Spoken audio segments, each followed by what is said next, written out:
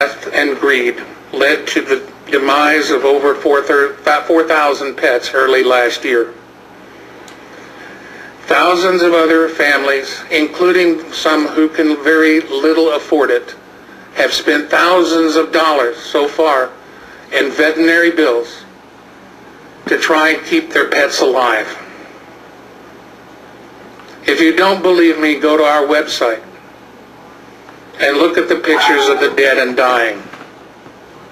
Read some of the stories that make me cry every night. And maybe we'll get some action. We've waited a year for this meeting, and I can't tell you how excited we are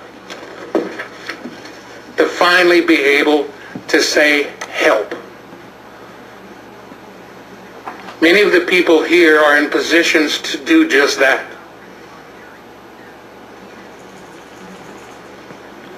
We're watching. Let's talk about free trade. Multinational companies, multinational companies in the United States and others, including me at various times during my study of economics, have pushed for free trade. Multinational companies here in the U.S., and you can name most of them because they're very large and well-known companies, want to go to overseas to access, in the case of China, and I'm just using them as an example, they want to go to China in order to access to Chinese consumers, cheaper Chinese labor, and zero governmental influence. The trade-off, Chinese companies are allowed to import into the United States virtually without inspection. So that's where it started. The top 10 countries importing food: China, Mexico, Canada, Mexico, China, and Thailand. Canada has one of the best records of not having import refusals. But the others read like a litany of countries that we hear of on the news all the time with problems. This is a report that was issued by the CRS last year, Congressional Research Service. I encourage you all to look into it. It was issued on this subject. Lastly, I want to cover labeling. This is a 6-page document taken from the FDA website. 6 pages to define how to read a pet food label. Labeling is a number and a key ingredient. A label should be to make it easier for the consumer to make an intelligent choice when selecting a food for their companion animal. The opposite is the case. For those who remember, the code breakers at Bletchley Park during World War II would have had a severe challenge in trying to figure out what percentage of things are in pet food. No one today could tell what percentage of any pet ingredient is constituted in any pet food. Why? Maybe it's because we desire to keep the consumer ignorant. Lastly, I'll cover some recommendations. I want to mention people who are responsible for this meeting, who we thank from the bottom of our hearts. Senator Dick Durbin of Illinois, Congresswoman Rosa DeLauro of Connecticut, Congressman John Dingell of Michigan. Without their help, this meeting would not be possible. In the last several months, we've done surveys, and the surveys are available, but I'm short on time, so I will not mention but one aspect. 98.9% of all pet food consumers demanded country of origin labeling. 98.9% consumers demand it. Why do we not have it? We have it in human food. It's time. That statement can be so simple as saying the ingredients in this pet food were not all obtained from sources whose quality controls were certified by the FDA. You don't have to have a listing by each ingredient. The result of that, frankly, I don't think hurts the pet food industry at all. Because what will happen, you guarantee they will stop using the foreign ingredients in order to avoid that label. Pet food families are willing to pay a higher price. It's not about price. We surveyed that. We proved it. will pay the higher price for quality and safety. Pet food sales will actually go up if they listen. But they're stuck in the past.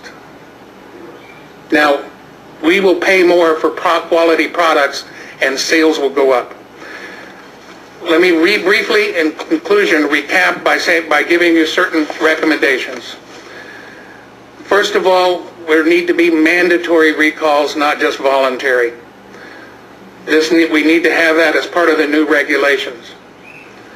The food registry established in the law, and remember this is law, not opinion, needs to be expanded to provide testing. Country of origin labeling is an absolute must, but it can be done in a very simple form. The entire 6-page thing about pet food labeling needs to be eliminated. Simply stated, quote the percentage of ingredients on all the cans. Simple. Why not do it? Because then it might violate some proprietary recipe. There is no such thing as proprietary rules protecting the manufacturer when it comes to food and safety. It is imperative that marketing words like premium, natural, organic, and holistic be eliminated until such time as they're given regulatory meaning. The name of the actual manufacturer must appear on the pet food label. It does not at present. Lumping the pet food requirements of the FDAAA with the AFSS would be, in our opinion, unwise and a travesty and a diminution of the effort to protect companion animals. The claim of balanced and long-term nutrition is not justified by 6 months' worth of feed testing. That's clear. The FDA should ban the import of any foodstuffs from any countries not in compliance with U.S. standards, period. The FDA should impose user fees on foreign imports to fund the hiring of additional inspectors. Industry opposes this because, frankly, we feel they want it from appropriations which will be siphoned off to other areas and no new inspectors will be hired.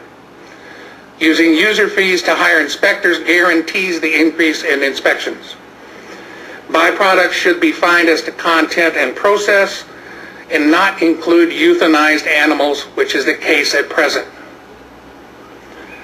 Consumer education has to be expanded. In order to encounter, FDA should closely examine any pet food industry grants to veterinary schools. Retailers should be subject to FDA inspection and penalties just like manufacturers. And lastly, close down ports of entry. But if we can't inspect 327 ports of entry, and we cannot, we make sure that pet food or food imports in general are only allowed to come in through maybe 15 or 20, not 327. We can inspect and control that. You cannot control 327. Lastly, this law provides 24 months from the date of inaction for these changes to be put into place. 8 months of that has already passed. We have 6 months left. 16 months. January 20th of this year, AAFCO proposed the creation of Defend Our Pets proposed within AAFCO a creation of a task force to come up with the recommendations. Right now, AAFCO has responded. Nothing has been done. There has not been a single meeting of that task force. And the reason is that they say they are waiting for the FDA to ask them. In other words, two bodies are not communicating. The task force exists at AAFCO, but the FDA, according to AAFCO, has not asked AAFCO to proceed. They're waiting. Gentlemen and ladies, they're waiting. Could the pet food disaster of 2007 happen again? You bet. And it could be tomorrow. In the meantime, more of our furry little family members die every day. Thank you, Eric.